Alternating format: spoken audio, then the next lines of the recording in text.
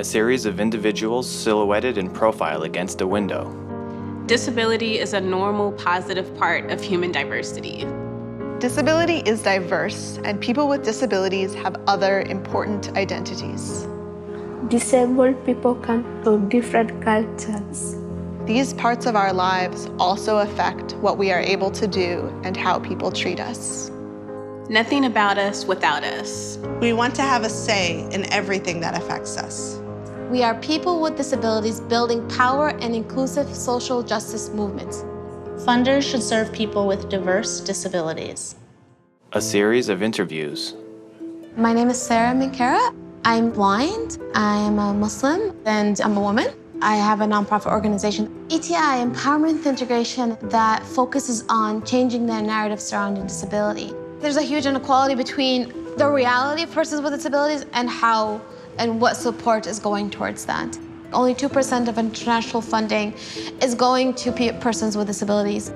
My name is Dessa Cosma. I am a white, disabled woman. I'm a little person who often uses a wheelchair.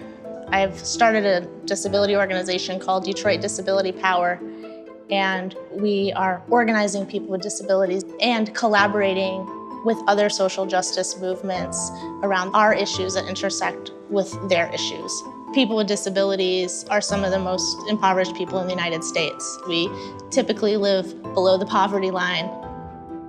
And because of lack of access to education and jobs, we will remain there unless we do something about it. And so to work on anti-poverty or economic justice without a focus, at least in some way, on disability, means that you're leaving out the most marginalized people in that marginalized category. My name is Maddie Ruvalo. I am a young white woman with brown curly hair wearing a bright green shirt. I'm a transportation planner. About 5 years ago, I sort of discovered that there was a disability community and got really involved in the community. The key issues to focus on are things like healthcare, employment, education, deinstitutionalization, where people are not getting their very basic needs met. My name is Rabia Belt. I'm a Black woman with short, curly hair, wearing a green shirt.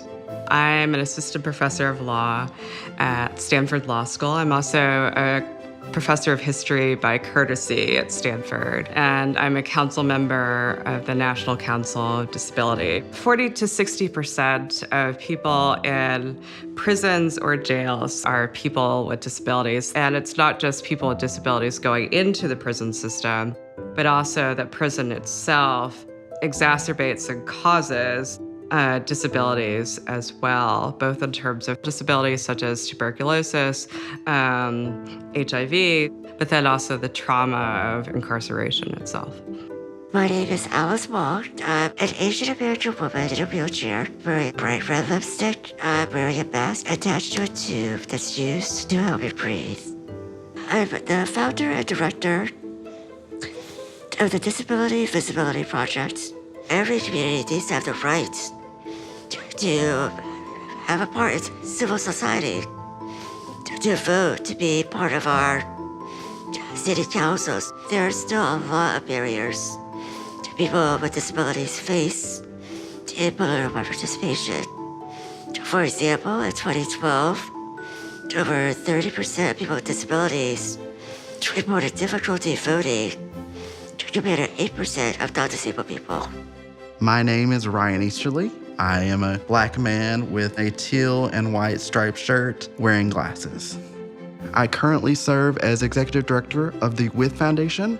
It's a private foundation that promotes comprehensive and accessible healthcare for adults with developmental disabilities. The Council on Foundations estimates that only 1% of those working in philanthropy identify as individuals with disabilities.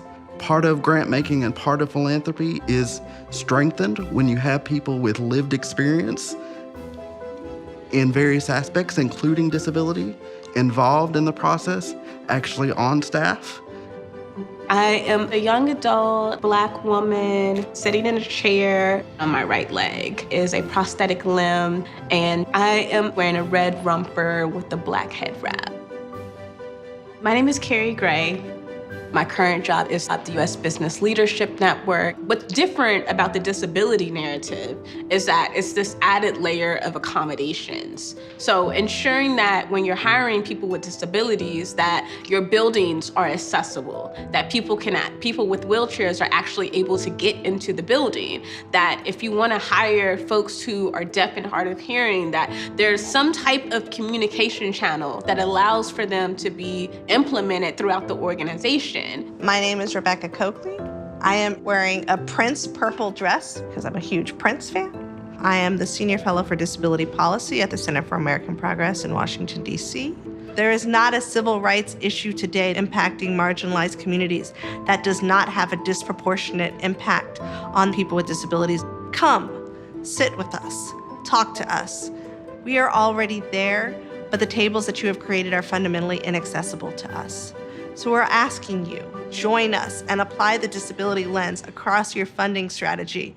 We ask for disability access because when we evolve our institutions to be fully inclusive, we can build a world where all are free. True inclusion Is revolutionary. For more information, go to disabilityinclusion.net.